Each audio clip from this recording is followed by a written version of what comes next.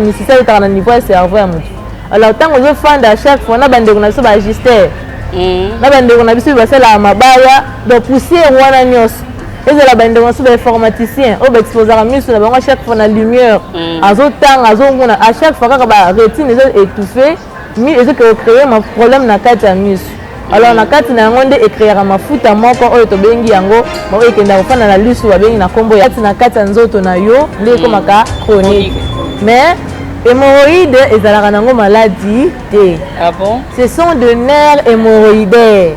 Donc ça moi il y a la juste un anis. Et on essaie la en sorte que non on a lié estomac a fini bilo kwa tindiki na gros intestin. Gros intestin a la sel salité. Yé musa ne ko bimisa yango.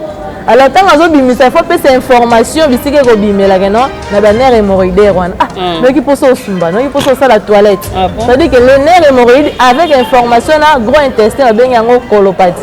Alors il fait ce que non ba nerf hémorroïdaire est comme faible, c'est-à-dire que gros intestin moi bimisa pe sel na malamu ezate. Donc salut à tous les abonnés. Négatif sera venu toujours, vous s'abonner massivement, vous n'allez jamais dessus. Ah, vous avez une actualité, à l'instant même, vous avez passé dans la carte Yamboka. Vangu de Londres. Et sans plus tarder, nous avons un corps médical où vous expliquer une technologie. À expliquer la technologie avancée et à traitement. Et sans plus tarder, bonjour madame. Bonjour. On va se présenter devant vos abonnés. Ok. Comme on a docteur Sarah Pala, Nazali spécialiste en thérapie magnétique et à santé. C'est ça. Madame Sarah Pala, lelo a expliqué biso spécialité nae o asalaka na ba traitement. Et madame, on peut expliquer biso et le ronin o a expérimenté nango. Ok, Nazali expert en thérapie magnétique et à santé. Thérapie et remède. Donc la solution moi pour yeli biso le lengi esika ya ko traiter ba maladie na nzela ya ba pareil. Nous avons tombé la qui cité ton apété on le capé na chirurgie mais juste avec les appareils magnétiques les ezali ko traiter nango bato. Alors sur ce to ko lobela quelques maladies ou to ezali ko traiter ngo na nzela ya ba pareil na biso. Ezali ko traiter bato ba bela ba prostate, ezali ko traiter bato zo bela ba hémorroïde, bato zo bela ba hernie discale. La maladie à misu, la cataracte, la glaucome, myopie, presbytie, bile de l'œil, vision floue de près ou de loin. Alors, na kati na yango, to simba maladie moko, oyo na kati ya maladie ebezali ko tumisa bato etali misu. Lelo to ko bela likolo ya maladie ba bengi na kombo ya cataracte. Madame Netunga no toyeba, thérapie magnétique c'est quoi? Faut expliquer cette biso. Nde na otiko loba, thérapie eza lolenge ya sika o yeli biso. Il y a traiter des maladies plus chroniques dans les appareils magnétiques. Souvent, les médecins ont malades qui sont humiliés, ils conseillent, mais là, ils ont calmant, mais guérison est exaltée. Alors, thérapie, et ils ont maladie chronique dans les humiliés. Avec la chirurgie, ils ont même la chirurgie, ils ont perdre vie. Alors, thérapie, et ils ont traitement dans les appareils. Bazali kobika. Ok, madame, tu as la définition de la cataracte. Cataracte ezali opacification na niveau ya cristallin. C'est-à-dire mafuta moko euta na niveau ya cerveau, ou yaka kofanda na niveau ya lisu na biso. Yaka mbala moko te. Yaka malembe. Au fur et à mesure les autres avancer, les autres kende kolia ko zipa na niveau ya rétine, pe tangili sur mutu na mutatikali aveugle. Alors, dès que tu as un sabato, tu as un problème de cataracte. Solution c'est yeli bango na kati ya thérapie magnétique ya santé. Madame Tunga to yeba mafuta la oye ya kase di ya quoi e bandande ni elongo eskiza ka po ya ko koma liswa mutu. OK, cataracte e bandana non ndenge ni. Souvent bato ba exposer ka misu na bango na moi, azana banti soleil te pona ko zipa misu na ye. Ba enseignant oyo batangisa bana ba créer wana ba pousser wana ezokota na kati liso zo former couche moko. La couche est toucher na nerf optique et fandi la misicelle dans le niveau cerveau à mutu. Alors tant que je fais à chaque fois na bande on a so ba ajuster. Na bande on a biso ba la mabaya donc pousser wana nyos. Et la bande on a so ba informaticien au ba exposer à misu na bango chaque fois na lumière. À chaque fois que ba rétine est étouffée, mais ils ont créé un problème na kati ya misu. alors na kati na yango nde écrire mafuta moko oyo tobengi yango moko ekenda kofanda na lisu babengi na kombo ya cataracte. C'est ça. Donc bandeko na biso basala misala wana za informaticien ou un enseignant, nous sommes un écrivain comme trop. À chaque fois que se poser misu na ye dès qu'il a créé maladie wana cataracte. Au conseil bisoni ni to kosala pour éviter cataracte comme la biso. Alors on a conseillé bato à chaque fois qu'on sala misala wana éviter ko pesa misu na ba rayon solaire et puis éviter ko tratambola na moi sa ba anti soleil. Anti soleil est bien pour na ko bomba misu na yo. Pour à chaque fois lumière wana moi attend aux frapper les obéta na mutu directement ce qu'elle na misu. Tant que attaquer na misu ce qu'elle ko affaiblir ba nerf optique puis ça ko créer problème na kata misu to bengi cataracte. Maintenant, mutu o a déjà antenne na cataracte. Alors ça la comment pour éliminer ba remède. Alors, remède d'autres gens nango ne to bengi yango na kombo ya thérapie magnétique. Traitement avec les appareils. Alors pour na maladie misu tali na kata ya misu, tous un appareil na biso zali composé na ba laser pe na ba bioaimant. Biso no seyebi laser zali opération sans cicatrice. Opération à laser au le kana chirurgie té tonga pété. Pour retirer la peine à cicatrice, c'est-à-dire laser yé moko azo kende ko toucher bisika maladie ezali pe azo longola maladie wana puissance na ya laser pe bioaimant rôle na ye tant que cataracte est fait na kati lisu et affaiblir pe ba nerf optique circulation sanguine pe moyen le kamalamu ezate mona tokoma na ba vision flou zo mona malamu te ba ko peso ba verre médical pe permettre aux ala na vision mais traitement ezate juste ka ba calmement ba ko pesa yo muso ko bisono traitement muso ezali ya okende ya grattage. Alors la plupart ya bateau yo baki na traitement ya grattage de tout le monde a tout aveuglement et comme ebelé bateau ebelé ba comme ba aveugle vie grattage wana OK baki ko gratter yo misu ba gratter ba zui ba bambio bande so zonga na ndaku après quelques jours on longo la bande tant que longo le pe bande wana bala mota la boé li se kufie mo na susute. Alors na kata grattage wana baki ba toucher na ba nerf optique o ezali faible ouais mona na même pas. Tant ba toucher na yango ba kati yango za lokwa bana ya mapasa il suffit que toucher moko aka affaiblir nyonso etikali mona miso mtosa nini ekufi.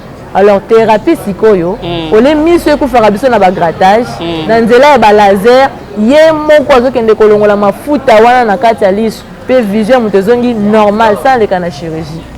Maintenant to sande sara siko pour la biso ba corps médical té to éviter thérapie magnétique sur tes amis soit to sale lango comment ce qu'on conseille biso nini. Alors pour la traitement et thérapie ezali epai na biso centre na biso ezali na limité na commune na limité industrielle na 12e rue avenue Kabasele numéro 15 tozali wana centre na biso comme nango maximum TBL. Tozali wana toyambaka chaque jour sauf dimanche.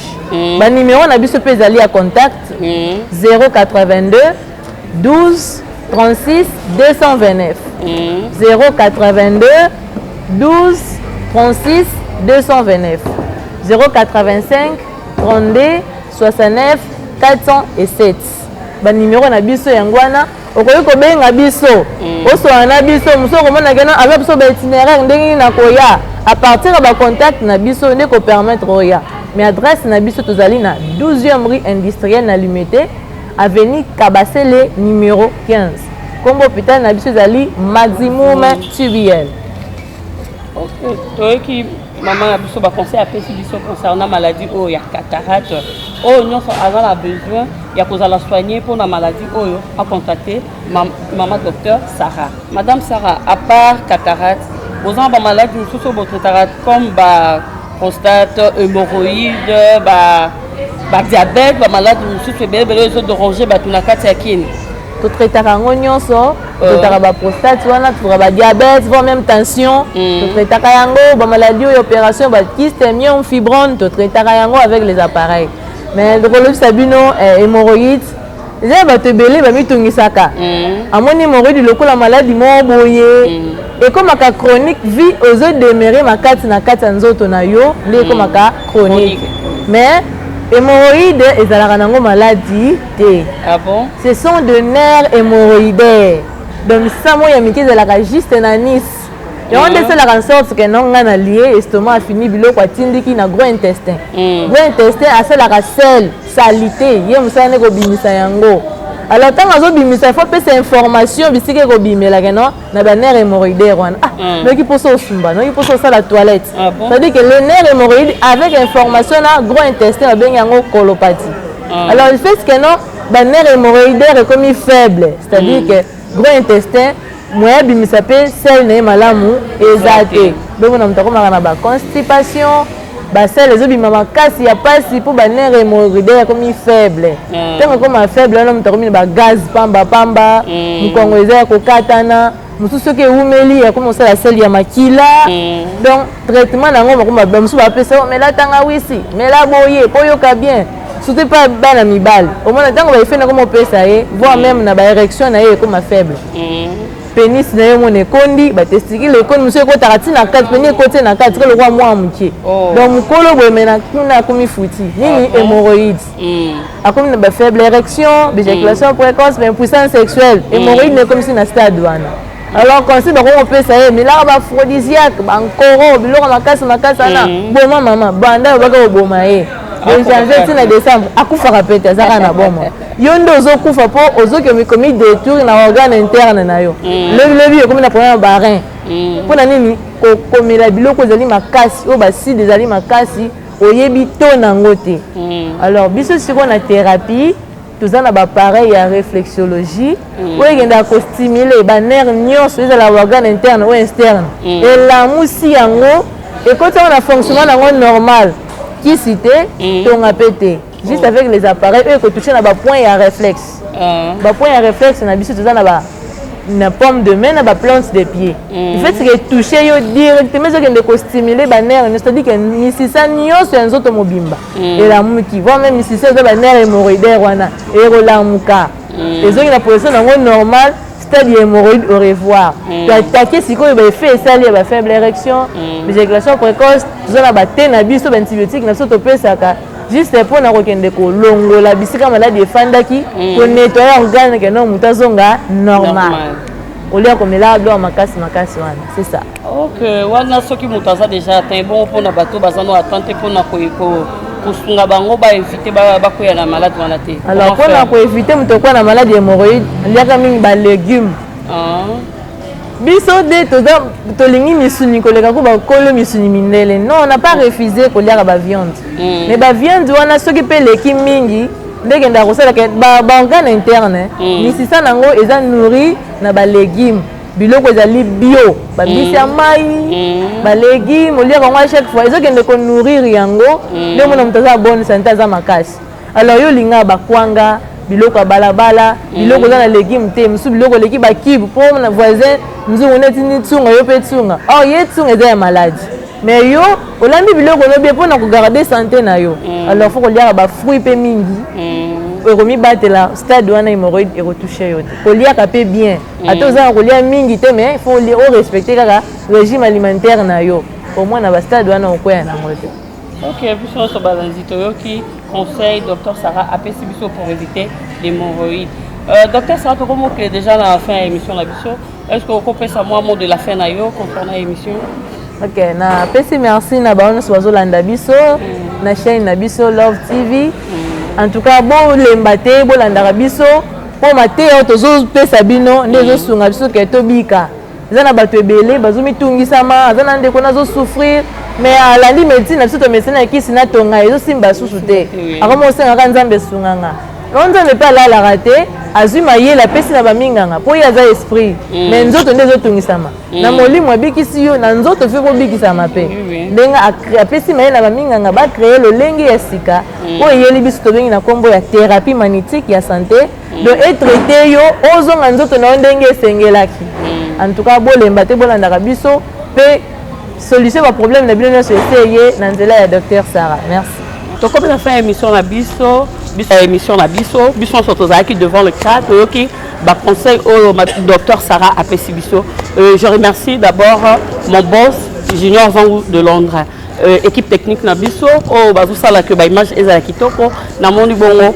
Mopa et Fabrice et nazo pesa lisusu ba merci na ba connaissance na ngai na pesi merci na ngai na Trésor Oudinga de Londres na pesi merci na ngai na Bercy Congolo na Paris na pesi merci na ngai na Cornelis Senga na kati ya France napesi ma copine privée Mary Meta napesi ba ndeko na ngai nyonso napesi groupe ne touche pas à ma famille et sika nazomona ba Carole Asengo nazomona Carole Aselo Georges Aselo et ba Meda Olila et napesi bino nyonso